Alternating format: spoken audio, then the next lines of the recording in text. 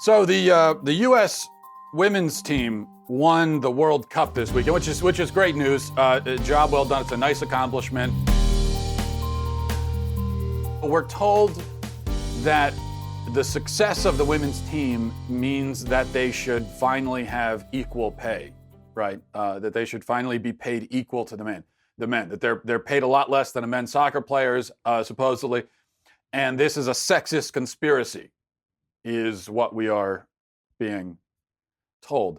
So first of all, I keep hearing this claim that, and this is one of the things that the equal pay discussion is based on, this claim that the women's team is better than the men's team because the men's team doesn't win anything and the women's team keeps winning the World Cup.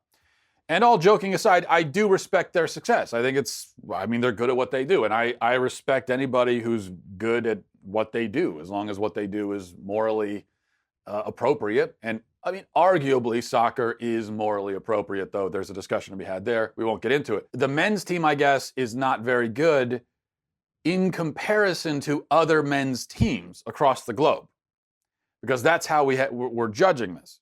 If you say, oh, the women's team is better than the men's team, you must mean by that, when you say it, that the men's team is not as good compared to their competition as the women's team is against their competition. When we say that men are better at a sport than women, that's not like, all that means that men just have a biological advantage. They didn't really do anything to earn that inherent biological advantage. If they become great athletes, then they've done a lot to earn that. But just the very fact that they are men provides them with advantages. This is one of the reasons why myself and every other sane person, we're all against the idea of putting biological men into women's sports.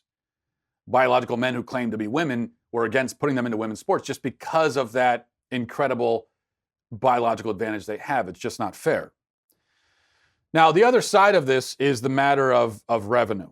As for that, let me read from Forbes, an article written by Mike Ozanian a few months ago. Here's what he says. He says, reading from his, he says, as Dwight Jaynes pointed out 4 years ago, after the U.S. women beat Japan to capture the World Cup in Vancouver, there's a big difference in the revenue available to pay the teams. The Women's World Cup brought in almost $73 million, of which the players got 13%.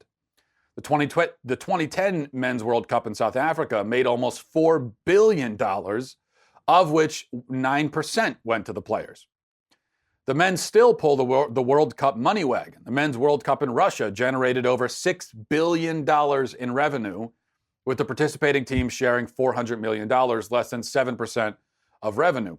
Meanwhile, the Women's World Cup is expected to earn $131 million for the four-year cycle, 2019 to 2022, and dole out $30 million to the participating teams. Okay, that's what Forbes says. So let's think about these numbers for a minute. The men will share $400 million from the $6 billion they brought in.